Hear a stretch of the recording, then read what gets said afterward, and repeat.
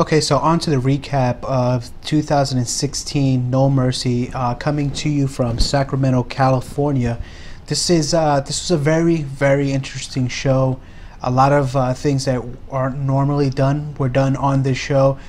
Right from Jump Street, you're looking at the main event being the actual opener of the pay-per-view event, and I have to tell you, I have no opinion for or against this move. All I know, it was a hell of a match. One of the better triple threat matches that I've seen in a long time. You had Dean Ambrose, AJ Styles, and John Cena. And one of the things that I wanted to note was just how much Ambrose was on fire in this match. I mean, he was just coming out aggressive, and it's going to be a theme for the entire night. Just the aggressive attitude of some of these superstars on tonight's pay-per-view. There was just one spot where, you know, AJ Styles had Ambrose and like a reverse chin lock sort of, and, you know, like a stinger splash, not stinger splash, but a scorpion death drop. And then John Cena, he had John Cena in the other arm and a DDT. It looked like in the beginning like it could have been very clunky, but it came off very smooth, and I really enjoyed that. The main event, at the beginning of the show, people are going to have their pros of it, people are going to have their cons of it. I really enjoyed the matches, so for that I am going to give mercy for them switching the main event to the opener of the show, because it's such a great match. But, you know, you really run the risk of doing, when you do that, when you come out of the gate with such a great match, of sort of deflating the rest of the night. So after the AJ Styles, Dean Ambrose, John Cena match, you got a nice little promo by Bray Wyatt. And so it was a good promo, and it really set up sort of the theme for the night. See, Bray and Orton were going to be the main event, the actual main event of tonight. So you got to see a little bit of Bray or in the build up to that match throughout the entirety of the night. The next actual match was Nikki Bella versus Carmella. Carmella, brutal, just brutal with their hair pulling. Carmella just straight manhandling Nikki Bella. You know, Nikki Bella, to her credit, selling the neck, telling the story of how the neck is injured and how what's going on with how the Carmella was focused on the neck, and Nikki selling that neck like she was really doing some damage was fantastic. The only issue is I saw that Carmella was just really beating down on Nikki. I mean, Nikki has her sort of comeback, but the finish was a little bit of a letdown with the rack attack 2.0. And I just wanted that maybe Cena did something very similar to that in the match prior, so it kind of lost its luster for me. I might be wrong, I might be right on that as far as Cena doing it. It just looked very similar to something that Cena had done in the match prior. But otherwise, other than that, I mean, it was a good match. Could have, you know, we could have had a little bit of a better build towards the finish there, but what are you gonna do, you know? I think that's more nitpicking than anything else. Right after that, we jump into a good Miz promo. Not really a memorable promo, but it wasn't a bad promo either. It really set up what was going on, what was going to follow in the next few matches when the Miz took on Dolph Ziggler in a career versus Intercontinental Championship match. Right after the Miz promo, we came up with the Heath Slater Rhino versus, I call them evil Usos, and I really love what they're doing with the Usos as far as giving them a new look. They're doing exactly what a lot of people are saying that they should be doing with Roman Reigns with the Usos. Wow, were the Usos' shoes, their sneakers, just so ridiculously bright.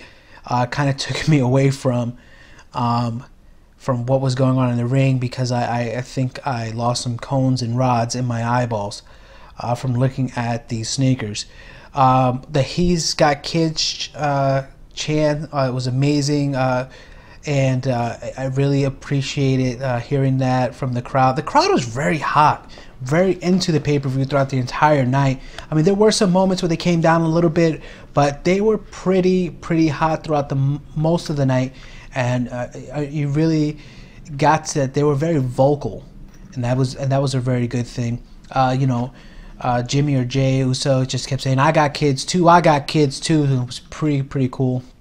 There was a super kick in there that I swear just looked, wow, just looked sick. It looked like it may have been a Jimmy to Heath Slater, where it was concussion inducing super kick, and so that was pretty wild.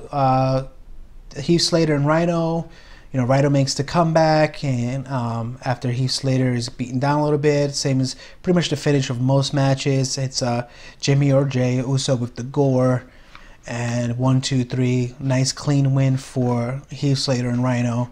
I'm really interested in seeing where they're going to go with Heath Slater and Rhino, how long they're going to keep them together. I don't really foresee a New Day type situation, but hey, who knows? You get into a promo of Bray Wyatt speaking in tongues, pretty creepy. I really enjoyed that. Then into what people probably call the throwaway match of the event. You had Jack Swagger versus Baron Corbin. Not much to say about this match other than, I think that Corbin is starting to look like a star. Hey, during his entrance, I kind of got that feeling from him. Okay, this guy is really starting to look like somebody who can make something in the future. Still not close though, as far as actually being there, but we're getting there. It was an okay match. Nothing really spectacular. Nothing really crazy in this particular match. So after that, from the Jack Swagger Baron Corbin match, we jump into what was some people are gonna say is that the match of the night. I was okay with it. I kind of like the triple threat more than I like this match, but it was still a really good match, and that crowd was super hot, super hot for this match, and it was amazing just how hot that crowd was. I mean, you had some stuff, their shoes came off, you had the Spear Squad coming down, and I kind of went in here knowing Ziggler was going to win. I know there was all the rumors and stuff like that, but at the same time, I can't see Ziggler not finishing his career in the WWE. I mean, not leaving. I mean, where's he going to go? TNA is garbage. You got Ring of Honor. I mean, WWE for a guy like Ziggler is where it's at. The Miz, obviously, he lost the match to Ziggler. Ziggler's your new Intercontinental Champion. And the Miz's facial, I mean, his entire reaction to losing that championship was classic. Obviously, there was some interference in there by, like I said earlier, the Spear Squad and Maurice, and then they got kicked out. And this is a match you're gonna want to go back and take a look at. I think the triple threat match and this match, the Dolph Ziggler Miz matches, are matches that you're going to go ahead and want to go back and watch. From there, we go into the WTF match because this one made no sense to me. But Alexa Bliss versus Naomi, and what doesn't make sense to me is, okay, Becky Lynch is the champion, Alexa Bliss is the #1 contender to that championship, and Becky Lynch can't wrestle through a medical condition that was explained. But why does Naomi get the win here? Don't you want to keep Alexa Bliss strong so that when Becky Lynch comes back, she seems like a legitimate contender for that title? Now it's kind of like, okay, well, Naomi could be the legitimate contender for the title because she just beat Alexa. Maybe they're doing it because they want a couple of weeks worth of feuding between Alexa and Naomi. We won't really find out until Tuesday when SmackDown goes on the air to find out where we're going with this one. And then after that, we go into the Orton versus Wyatt match. Bray gets the win finally. He gets a legit win, but of course, not a clean win.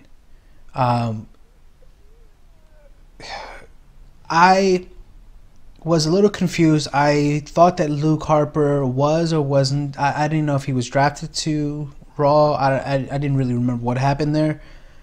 But I I just felt like his return was something I've seen before. Why can't Bray? I don't like to rebook things, but I would have much preferred a clean win against Bray gets a clean win on Randy, then Luke Harper returns and does something, or maybe Randy. Bray is I don't know, just anything else. We've seen this already, and I think sometimes that is the issue with watching some of these events, is that we have seen this so many times before that we're becoming desensitized to some of these things.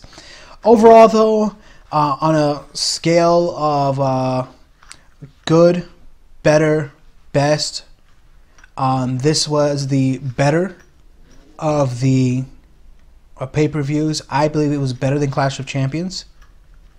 But we're going to have to see what Hell in a Cell is like, because that'll be the more accurate comparison. Hell in a Cell will be later on this month.